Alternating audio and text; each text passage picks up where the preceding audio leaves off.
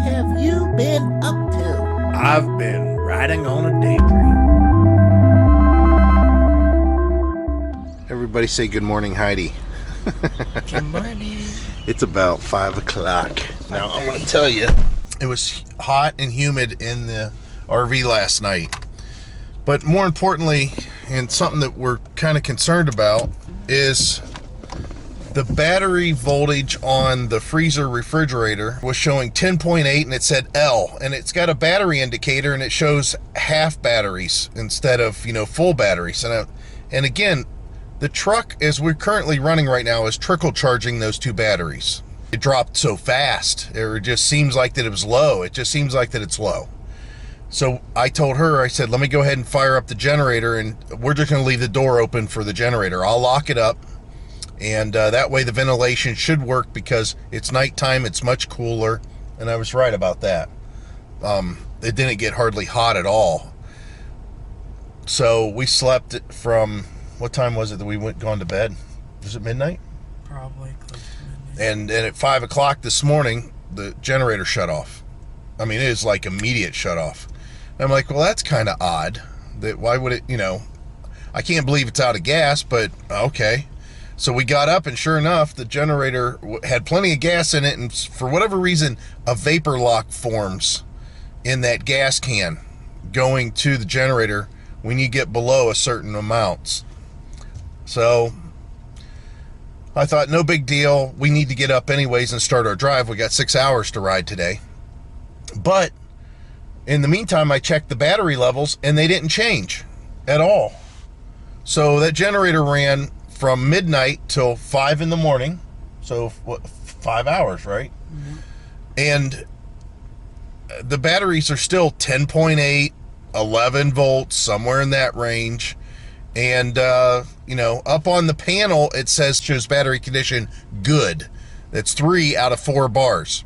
If I trust that battery panel, I don't know, that's the smartest thing to do because everything else on that panel's wrong. Matter of fact, we ran out of water. So speaking of which, before we leave here, we got to go down to the dump station, dump out whatever gray water we have. I'll see if they have potable water there, potable water, however you want to say it.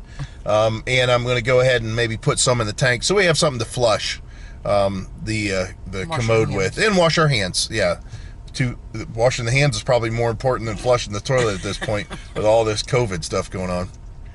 But for the most part, everybody seems to be social distancing for what we've seen so far when we stop, except that one gas station. I didn't see anything going on there. Was the people inside wearing masks? Not all of them. Yeah. So anyways, we're heading out and we're on our way. But like I said, we got to go to those tanks first.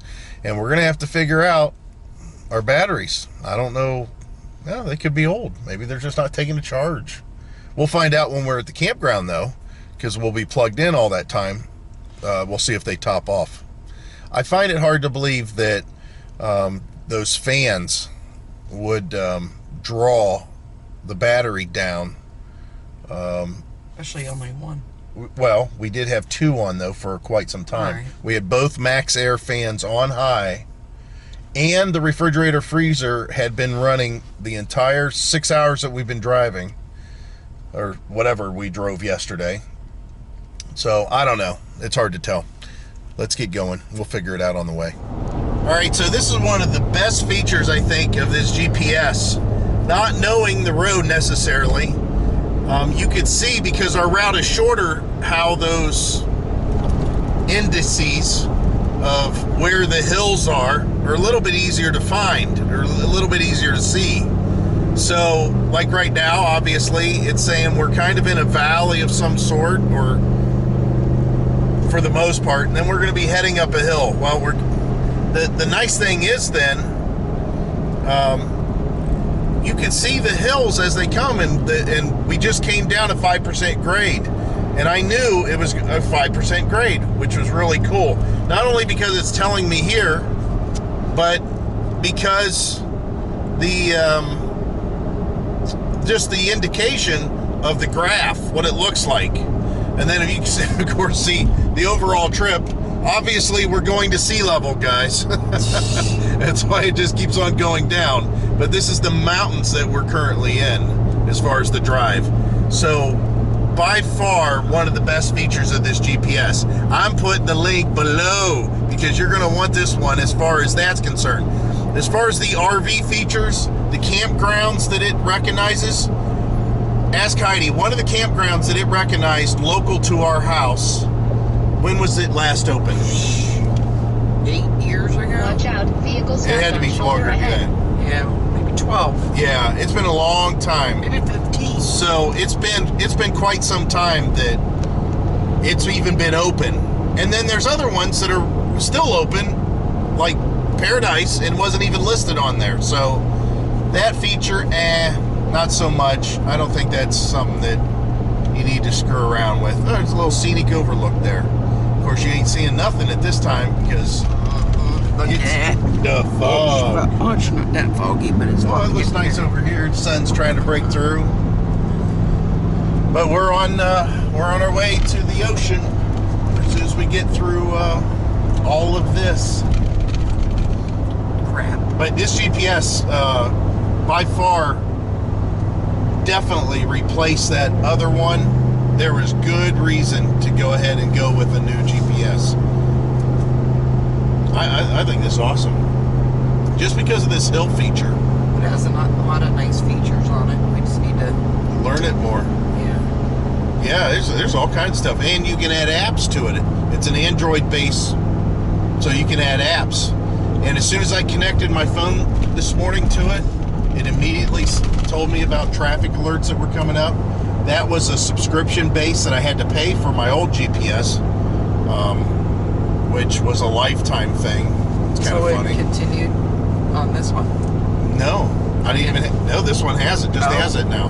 That's nice. Yeah, one of those things. It's like paying for dial-up internet. You don't even have to do that anymore. All right, the one thing we found was our T-Mobile was on U.S. Cellular's tower service, and it was listed as roaming, but we didn't get charged anything extra for roaming. So I guess T-Mobile domestic roaming is free for the most part, because we didn't have any problems.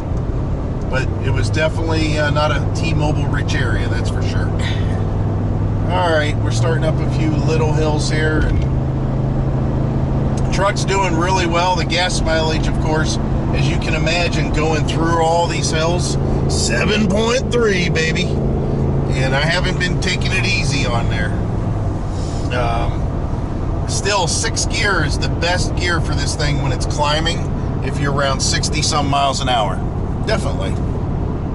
Feels real strong. It's not too steep. Like right now, we're getting into a little bit of a hill. That's why there's a truck lane again. But this truck will do whatever you want.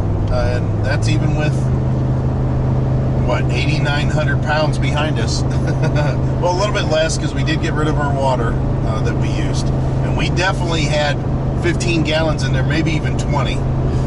So we're running a little bit lighter today. Not much, probably 200 pounds lighter, I would guess. But we slept pretty good.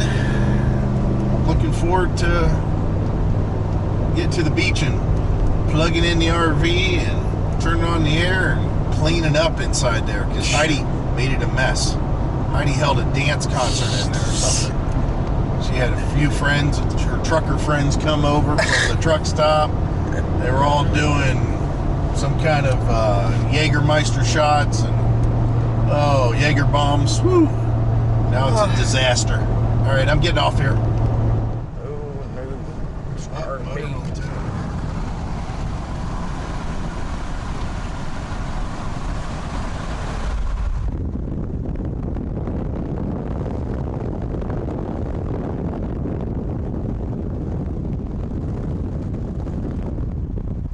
So we're at the North Carolina Welcome Center because Heidi needs some coffee and I need to stretch my legs because I just realized we only got 5 hours sleep. Yeah, if that.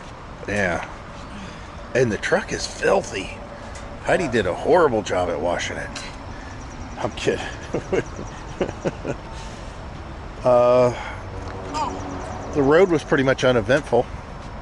This is a nice area, this little welcome center. Stopped here before.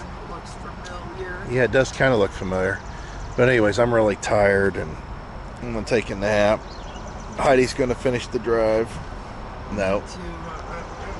Oh, I need the keys to the RV. So I'm going to go back in the RV and take a look at things. Make sure everything's okay. And I need to get a morning pill that I have to take for my GERD. Oh, Heidi's doing jingle bells for me. So that's what we're doing. Newsflash. Coffee is hot. I can barely carry it. She says, I can't drink my coffee because it's hot. I said, well, why'd you get hot coffee? Because I didn't have any cold coffee. I got me some peach tea.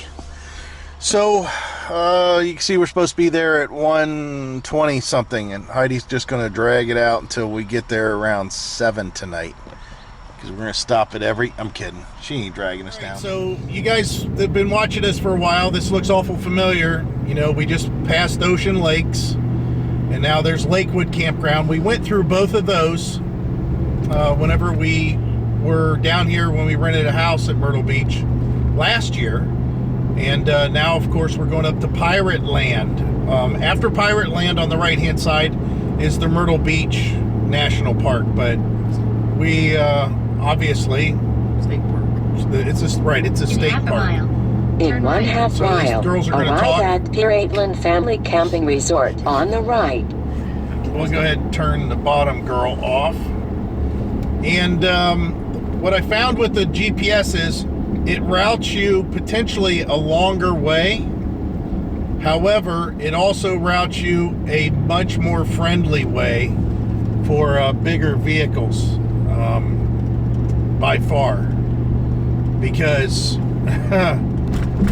I took away that the Waze app told me to go, and it sent me somewhere through a little town, and it made it. It just I had to run over the curb. But this is it. This is where we're going to be. 400 feet, Yes, arrive 400 at feet. Pirateland Family Camping Resort on the right. And we've already called in. They said just go to the guard. We already know what the deal is. The guard's going to make us park up here in the right with all the rest. RV's over. Yeah. You're not following directions. What? It says cars, these 2 lanes. RV's that.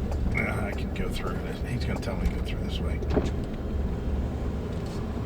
Like, does he hand at you? We got to check in. I think it's this, right? Yes, sir. All right. When you stop your truck, take a picture of your license plate. Okay? They're going to give you a tag for the truck once you set up camp so you can go in and out of the park. Ooh. All right? Awesome. So, right up in between the sandpiper and the mallard. Perfect. Right to the yellow line for me, all right? Okay, thanks. Thank you. Welcome to Pirate Land. Thank you. So here we are. Put your seatbelt on, please. Oh my God. Just so we don't have to listen to it. Here we are at the infamous Pirateland. And it's a little warm. It's definitely humid. So you guys seen this when we came through last year, and it was incredible the amount of people that are here and the amount of kids, unfortunately. But it's a nice setup. But the problem is of course with the COVID, it don't look like that the COVID's stopping everybody. No wonder they got an outbreak, because I don't see any mask. So when we came through here, it was definitely not this crowded. No. Definitely not. I'm going to focus on getting to our site and pulling in, and we'll pick it up after that. Welcome to our site at Pirateland. So this is site number 203. It's in a pull-through loop. You can see there's a lake relatively close. We have one site that's right next to us. These sites are on top of each other. I mean, really on top of each other. I pulled to the right. You can see as much as I could on this pad. And yeah, unfortunately, I mean, it's like you're in their site, you know, their patio area, but it's the only thing we could do. There's nothing else we could do. So we've got Mark's Adventures that's coming in, and Red Jaguar Travels, or Red Jaguar Herbie, and he's going to be coming in, and they're going to fill these next 2 spots. I still got to finish this out. I still got to get the picnic table cover, and I have to get our floor carpet covering thing done too. So the golf carts are crazy through here. There's a ton of people on carts, and the place is just, I mean, it is Friday, but this place is covered in carts and people riding around in carts. So of course Heidi and I got a golf cart because we wanted a way to get around. I mean, why wouldn't you? So we got to get this thing backed up so we can charge it up, but in the meantime we have to get the picnic table set up, and like I said, we got a bunch of stuff I need to do yet. I was just slacking off. We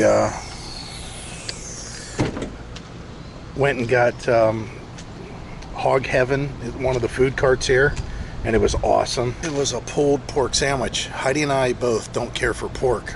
We'll eat it. Like I like some pork sausage, but very little. Like when we have ribs, they're always beef ribs. But wow, his pulled pork was good. So let me ask Heidi about the shrimp.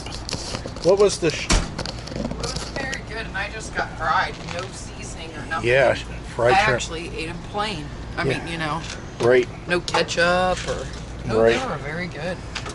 All right, so Heidi's going to quit smoking now, so we don't have to worry about it. All right, so we got to get to work here. Cable We got to TV finish yet? it. Yeah, maybe we got cable TV. Oh, right there. Oh, I was only kidding. Yeah, there is. I think That's that's cable TV. Yeah, doesn't that look like a cable hookup? Yeah, right next to the water. Well, we have cable. We have cable. I have cable. Oh, I'm just kidding. Whatever we have. It's fine. Speaking of which, I got to get the satellite thing up too, or the Satellite. the data Like we have booster, satellite. the Wi-Fi We don't data have booster. Satellite. Yeah, I'll tell you It's what. gonna suck during the day. People drive like idiots here. Look at this guy. This guy here. See him in this truck? He just came around here. Good thing I had my awning out. He come flying around this corner. Obviously, he couldn't get his rig parked, so it ticked him off, and he decided to have a do-over. All right, get to work. Tell everybody. I want you to put in the comments, Heidi quit smoking. Let's see how many Heidi quit smokings we can get. Okay, so Marcus and Michelle is following us in their new diesel pickup and their Durango fifth wheel. We said we would escort them to their site. That's why a pirate is called a